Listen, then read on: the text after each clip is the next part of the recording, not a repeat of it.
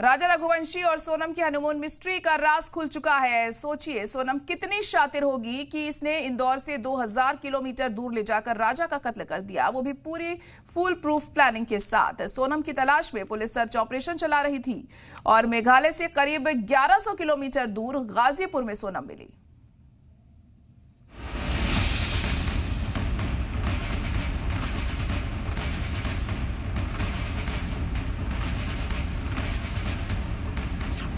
11 मई 2025 राजा और सोनम इंदौर में शादी के बंधन में बंधे और फिर हनीमून के लिए मेघालय चले गए और फिर 23 मई को अचानक वो गायब हो गए। दोनों के साथ क्या हुआ, कैसे हुआ, किसने किया, इन सवालों के जवाब कोई नहीं जानता था। 2 जून को राजा रघुवंशी की लाश मिली, लेकिन सोनम अब भी गायब थी।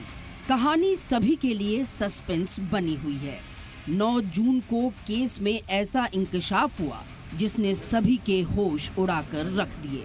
मेघालय से लापता सोनम 17 दिन बाद यूपी के गाजीपुर के एक ढाबे से गिरफ्तार की गई। जो इंकशाफ हुए वो बहुत खौफनाक है। सोनम ने जिस राजा के साथ 7 फेरे लिए थे, उसी को अपने बॉयफ्रेंड के साथ मिलकर मौत के घाट उतार दिया। सोचिए सोनम कितनी शातिर होगी।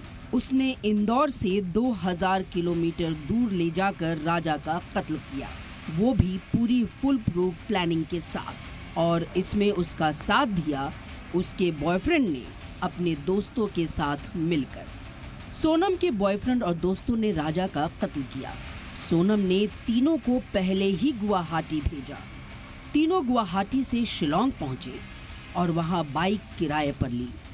इसी से बाइक राजा सोनम का पीछा किया। सोनम ने जैसे जैसे प्लान बनाया था, तीनों मुलजिम वैसा ही कर रहे थे। सोनम का पीछा करके डबल डेकर एरिया पर पहुंचे और राजा का कत्ल किया। कत्ल के बाद सोनम फरार हो गई। सोनम ने 1 हफ्ते तक लगातार रात में सफर किया और वो नेपाल भागने के फिराक में थी।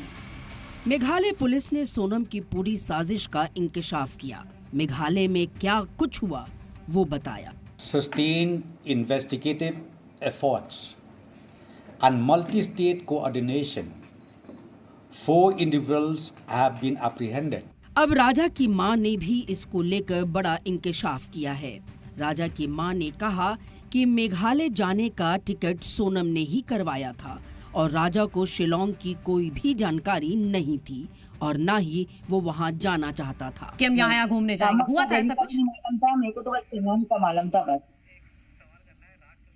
शिलोंग का मालूम था। मेरे को तो इतना नॉलेज ही नहीं था। मैं उधर के एरिया में नहीं गए ना, हमारे यहाँ से कोई भी नहीं गए।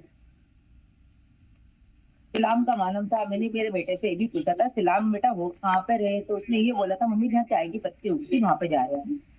तो मेरे को हिंदी में अच्छे से समझा के गया था। राजा की मां ने ये भी इंकशाफ किया कि सोनम अपने गहने तो ले ही गई थी, साथ ही राजा से भी जबरदस्ती सोने की चेन पहनाकर जाने को कहा था।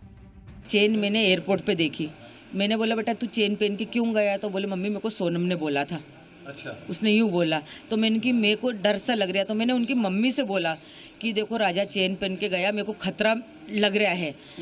तो हो सके वो खतरा किस कारण से लग रहा था कि वो चेन से ही खतरा सामने वाले को वो होएगा और ये बात वहीं के वहीं दब जाएगी। कुछ न कुछ बात कुछ होएगी, कुछ प्लानिंग ही होएगी ना। सोनम की इंदौर टू गाजीपुर की ये फिल्मी स्टोरी बहुत ही खौफनाक है। यूपी के ADG law and order Amitabh Yash ने बताया कि सोनम ने गाजीपुर पहुंच एक ढाबे से कॉल किया, जिसके बाद मेघालय पुलिस और इंदौर पुलिस ने यूपी पुलिस से संपर्क किया और अब सोनम डिटेन्ड है। उधर जिस ढाबे पर सोनम ठहरी थी, उसने भी इस कहानी के कई पहलुओं को सामने रखा। उसने हर वो बात कैमरे पर बताई जो सोनम ने उसे बताई थी। सोनम और राजा की कहानी किसी फिल्मी स्टोरी से कम नहीं है, लेकिन अभी इस मामले में और कितनी परतें खुलनी बाकी है, ये तो जांच के बाद ही पता चलेगा कि आखिर कोई इतना बेवफा कैसे हो सकता है। ब्यूरो रिपोर्ट, सलाम टीवी।